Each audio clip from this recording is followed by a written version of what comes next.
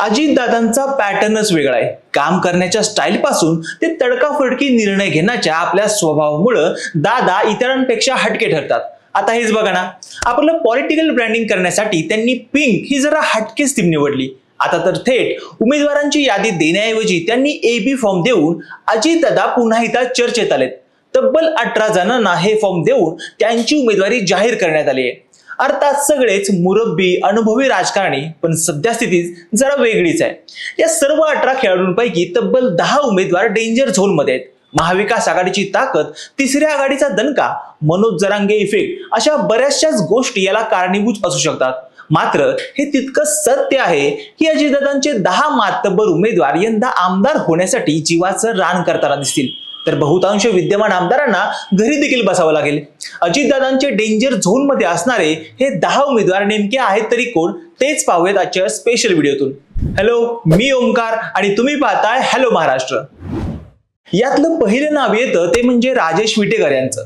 पाथरी विधानसभा मतदारसंघातून यंदा आमदार राजेश विटेकर यांना अजित पवार गटाकडून उमेदवारी मिळाली आहे। त्यांच्या समोर विद्यमान आमदार सुरेश वरपुडकरांचं आव्हान असणार आहे। आमदार वरपुडकर यांचे सहकार क्षेत्रातील वर्चस्व, नात्या गोत्यांचं जाळं, मतदारसंघावर असलेली पकड पाहता यंदा राजेश विटेकरांचा आमदार सुरेश वरपुडकरांसमोर काही निभाव लागेल असं तरी वाटत नाहीये। त्यामुळं पाथरीतून विटेकर आमदारकी जिंकतील असं सध्या तरी वाटत नाहीये। यानंतर दुसरं नाव येतं ते म्हणजे संजय बनसोडे यांचं। पहिल्यांदाच आमदार, त्यानंतर राज्यमंत्री, नंतर कॅबिनेट मंत्री अशा चढत्या क्रमानं पद मिळवणारे संजय बनसोडे हे एकमेव आमदार म्हणावे लागतील। महायुतीमध्ये कॅबिनेट मंत्री म्हणून काम करणाऱ्या संजय बनसोडे यांना पक्षाच्या पहिल्याच यादीमध्ये उमेदवारी जाहीर करण्यात आली। मंत्री बनसोडेंच्या विरोधात माजी आमदार सुधाकर भालेराव हे शरद पवार गटाकडून उमेदवार असतील, कारण काही दिवसांपूर्वीच सुधाकर भालेराव यांनी शरद पवारांच्या गटात प्रवेश केलाय। त्यामुळे यंदा उदगीरमध्ये तुतारी विरुद्ध घड्याळ असा सामना आपल्याला पाहायला मिळणार आहे। मतदारसंघातील राष्ट्रवादीच्या स्थानिक कार्यकर्त्यांनी संजय बनसोडेंची साथ सोडल्यानं मंत्री बनसोडे यंदा मात्र निवडणूक चांगली आव्हानात्मक असेल असं बोललं जातंय। त्यानंतर पुढचा नंबर येतो तो म्हणजे हडपसरचे आमदार चेतन तुपे यांचा। 2019च्या विधानसभा निवडणुकीत अगदी काठावर पास झालेले आमदार म्हणजे चेतन तुपे। राष्ट्रवादीच्या फुटीत अजितदादांसोबत जाण्याचा निर्णय घेतला। आता पहिल्याच यादीमध्ये चेतन तुपे यांना उमेदवारी जाहीर झाली आहे। विधानसभेला त्यांची लढत शिवसेना उद्धव ठाकरे गटाचे माजी आमदार महादेव बाबर यांच्याशी असणार आहे। हडपसर मधील शहरी मतदार हे कोणाच्या बाजूने उभे राहतील यावरच हडपसरची आमदारकी ठरत असते। त्यामुळे हडपसरचे माजी आमदार महादेव बाबर यांचं शहर भागातील वर्चस्व पाहिलं तर यंदा हडपसरची आमदारकी बाबरच जिंकतील अशी मतदारसंघात चर्चा आहे। यानंतर पुढचं नाव येतं ते म्हणजे वडगाव शिरीचे आमदार सुनील टिंगरे यांचं। टिंगरे यांची मतदारसंघातील परिस्थिती पाहायची झाली तर आमदार टिंगरे राज्यभर गाजत असलेल्या पोषोकार या प्रकरणामुळे चांगलेच अडचणीत आले होते, तरी देखील पक्षानं त्यांच्यावर विश्वास दाखवत त्यांना उमेदवारी जाहीर केली।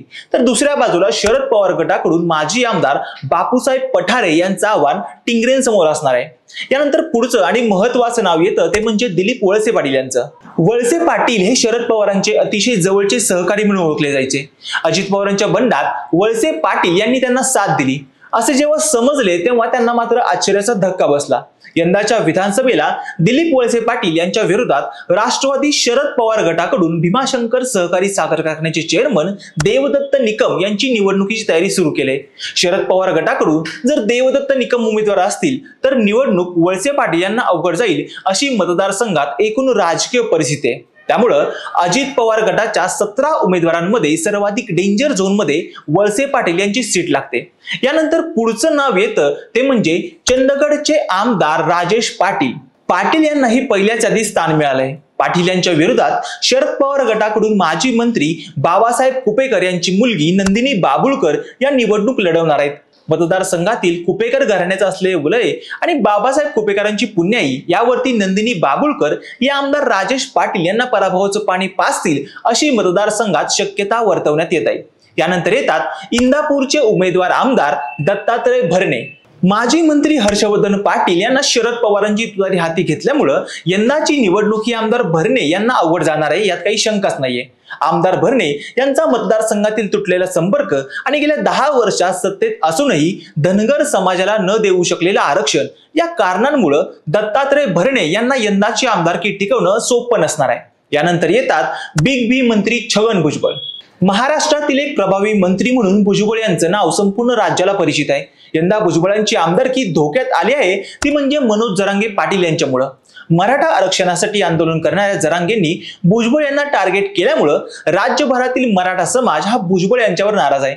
येवला मतदारसंघात जवळपास 1.25 लाख मराठा मतदार आहे. मराठा मतदारांनी जर भुजबळ विरोधात भूमिका घेतली तर भुजबळांचा पराभव फिक्स समजला जातोय. यानंतर पुढचं नाव येतं ते म्हणजे अहमदपूरचे आमदार बाबासाहेब पाटील यांचं. लातूर जिल्ह्यात अजित पवार गटाचे 2 आमदार आहेत.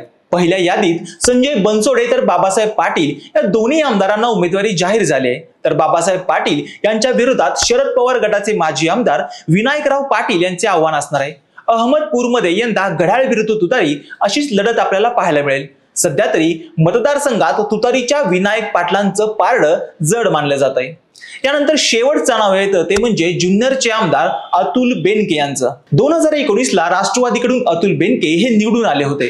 पुढे राष्ट्रवादीच्या बंडात अजित पवारांसोबत त्यांनी राहण्याचा निर्णय घेतला. त्यामुळं राष्ट्रवादी अजित पवार गटाचे पहिल्या यादीतच त्यांना उमेदवारी जाहीर झाली. त्यांच्या विरोधात युवा नेते आणि विघ्नहर सहकारी साखर कारखान्याचे चेअरमन सत्यशीर शेलकर हे शरद पवारांच्या तुतारीकडून उभे राहतील असं देखील बोललं जात आहे. जुन्नरमध्ये सध्या तरी महायुतीबाबत शेतकऱ्यांमध्ये नाराजी आहे. जुन्नर तालुका हा कांदा उत्पादक तालुका म्हणून ओळखला जातो. कांद्याचे दर गेल्या 5 वर्षापासून पडत असल्यामुळं महायुतीवर शेतकरी वर्ग प्रचंड नाराज असल्याचा फटका आमदार अतुल बेनके यांना बसू शकतो. त्यामुळं मतदारसंघाची एकूण राजकीय परिस्थिती पाहायची झाली तर यंदा मात्र जुन्नरमध्ये बेनके विरुद्ध शेरकर अशीच घासून लढत होईल.